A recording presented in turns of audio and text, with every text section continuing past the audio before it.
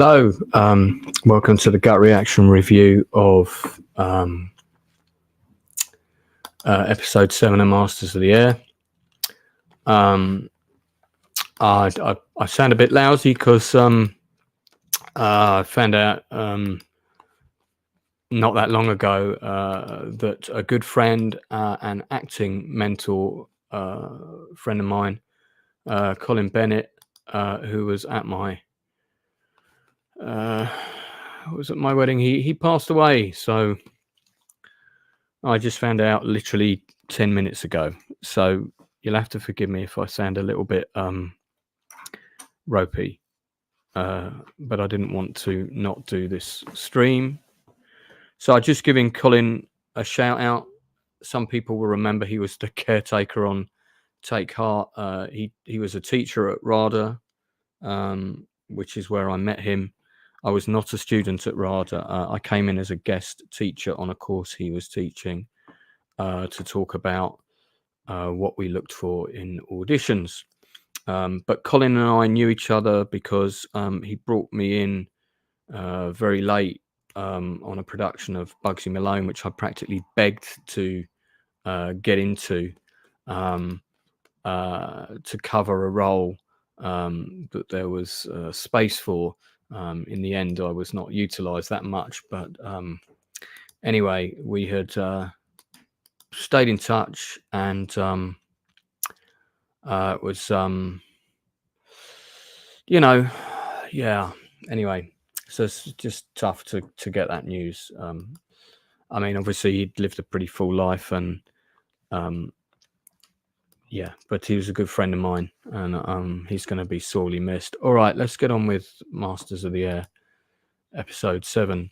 So, I've got some really good scenes in this episode. Let's just talk about it. I'm gonna do a longer breakdown of this episode on Sunday. There's two distinct narratives at play here. There's really what's going on in the prisoner of war camp. I don't want to get into spoilers on this review. We will be doing spoilers on Sunday, but I won't do spoilers now. So if you haven't seen it, don't worry, I won't be doing spoilers. So the problem with that narrative is it's quite limited. The guys are stuck there. We know they're going to be stuck there. We've seen the prisoner of war camp tropes many times before, and I'm not particularly invested in. I'm invested in those characters, but I'm just not particularly invested in that environment. We do get to hear about the Great Escape, the British escape, which was from a separate compound. The British and American men were not mixed together. But that storyline is just sort of really neither here nor there. So for me, that storyline is a bit of a dud, and I'm not really bothered about it being in the show, frankly. And I don't think it's really. I don't think it's giving us I don't think it's giving us enough emotional sinew to underscore the main narrative to really justify the running time that they've given it in this episode. I guess there's probably, this episode running time wise is not including credits and all the usual stuff is probably about, I think it's about 46. No, less than that. Yeah, it's the usual kind of 40 something minutes. It's way too short. This episode feels very, very short. Of those 40 something minutes, I would say 15 to 20, I haven't done the exact maths on it, are about the prisoner of war camp storyline.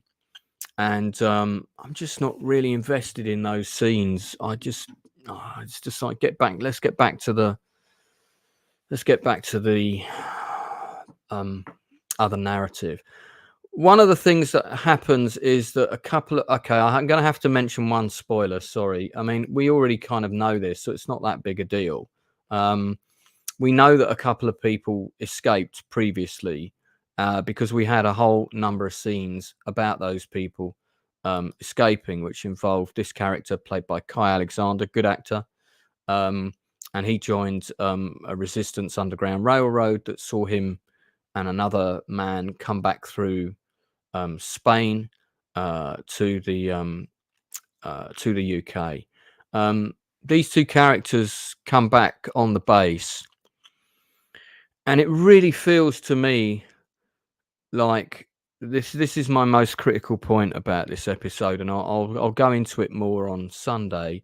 It really feels like their arrival on the base was probably shot as a pickup and was written as an afterthought because the scene is so poorly done. I mean, I'm expecting to see them kind of walk into um, one of the rooms where they're expecting to see loads of their friends, and what greets them is a whole load of faces that they don't know, or a room that's largely empty, or just one recognizable face because all their other friends have gone.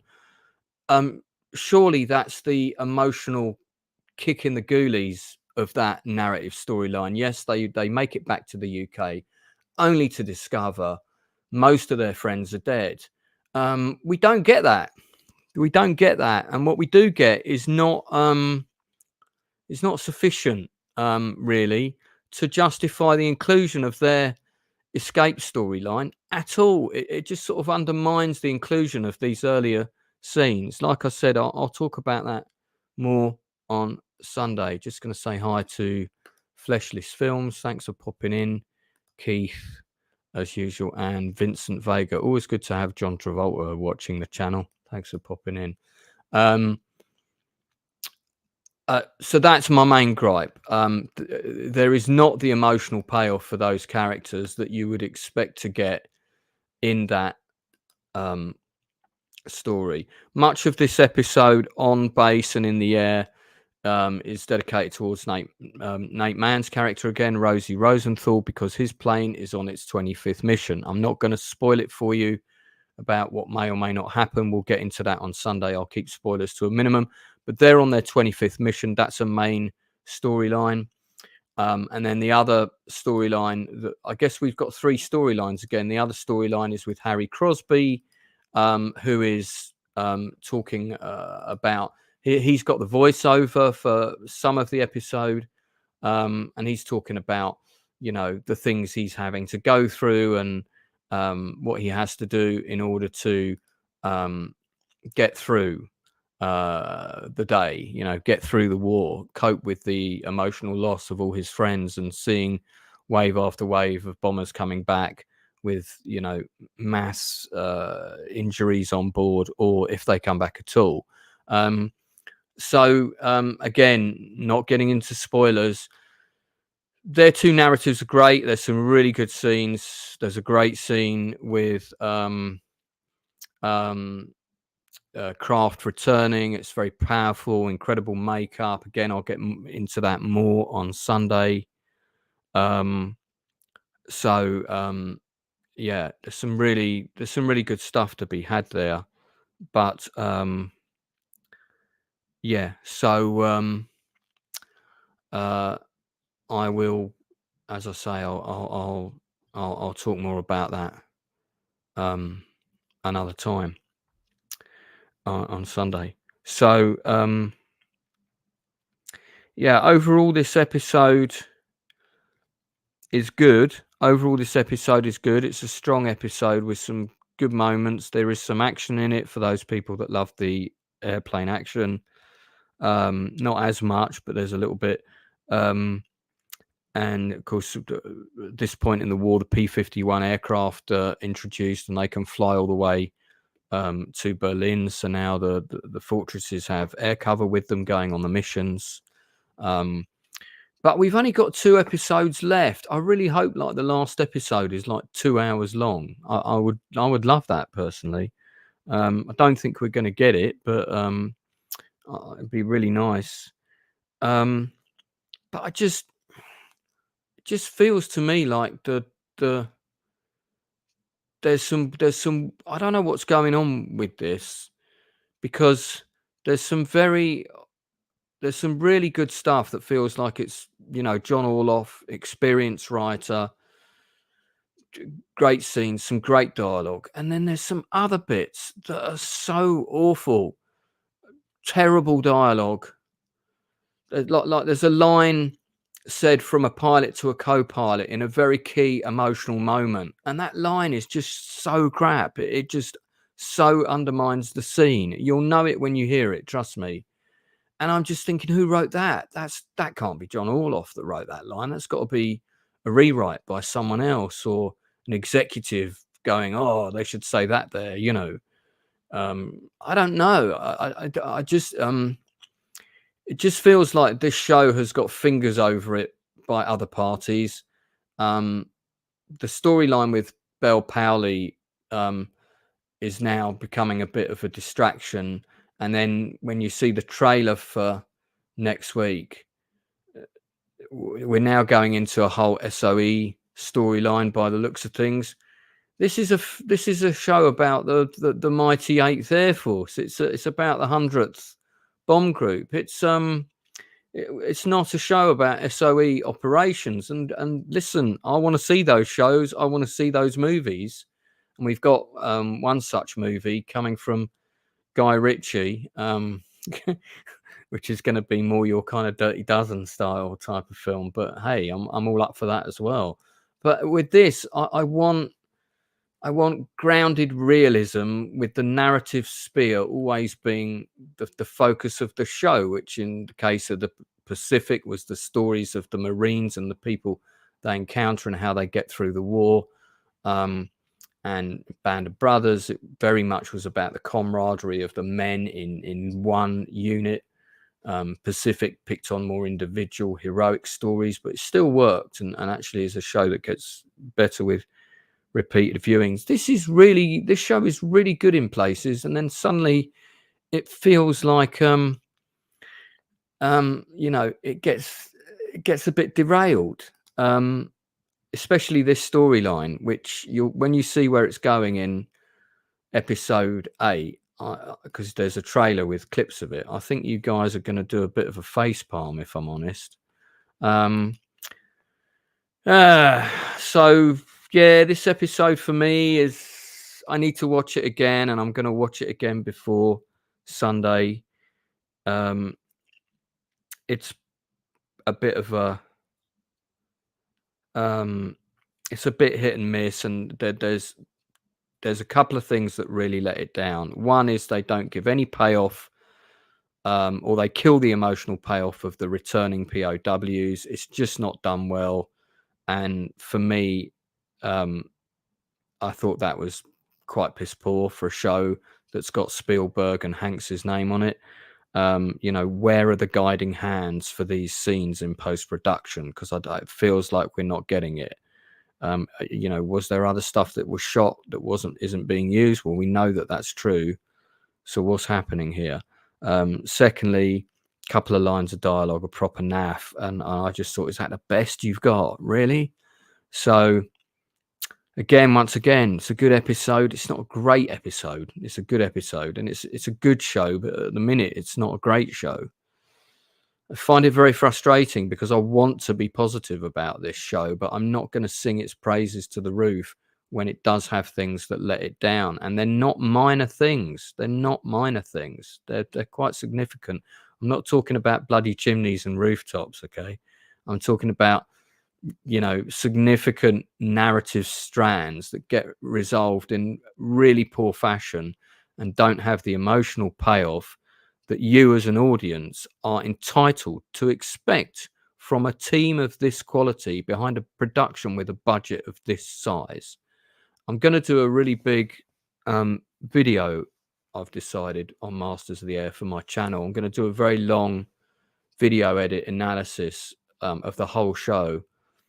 That's going to be a video, not a live stream. I'm going to take my time doing it, and really, really get into the highs and lows of it for me, and where I think it's what I think it got right and what I think it got wrong.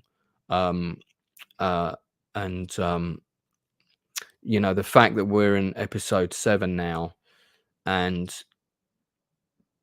there's still things that still, you know, a couple of things that they're just stuff that the mistakes they shouldn't be making for a show of this size and pedigree is very worrying. And we've only got 2 episodes left. I hope episode 10 is 2 hours. Is it 10 or 9?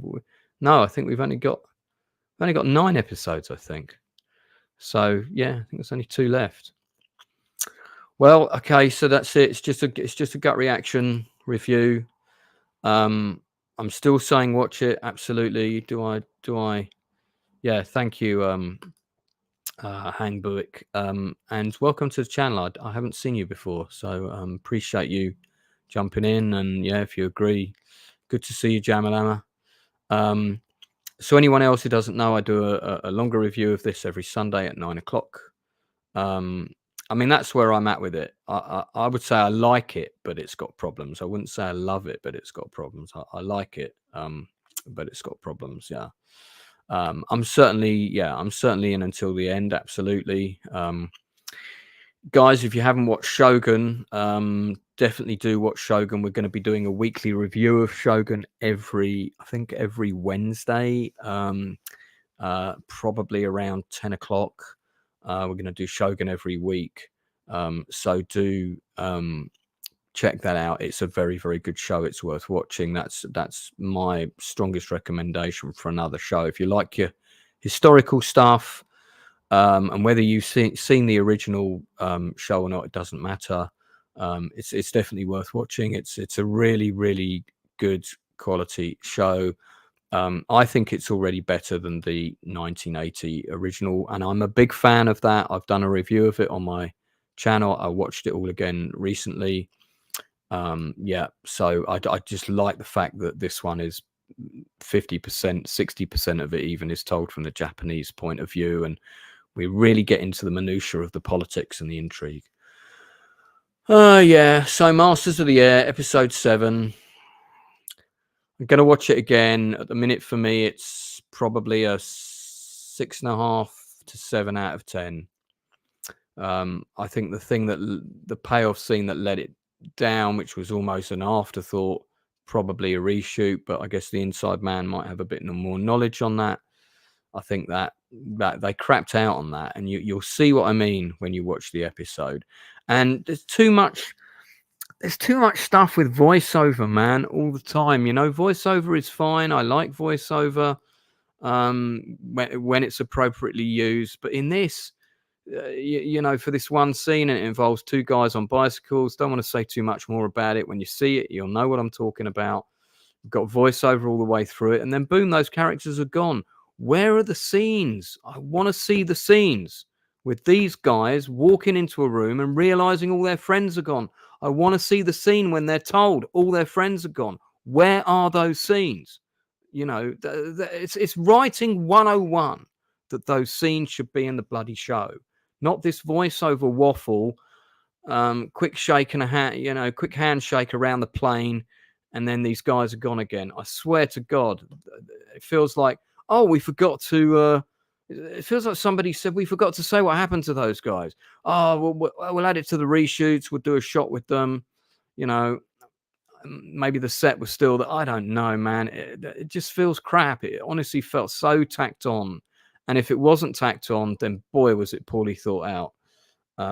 Yeah. So, okay, that's it from me. And again, on the whole, I do still recommend Masters of the Air, but I don't know. I just, you know, for a show that's about planes in the air, I wish it had aimed a bit higher.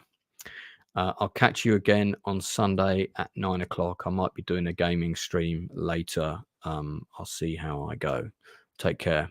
That's it from me. Bye-bye.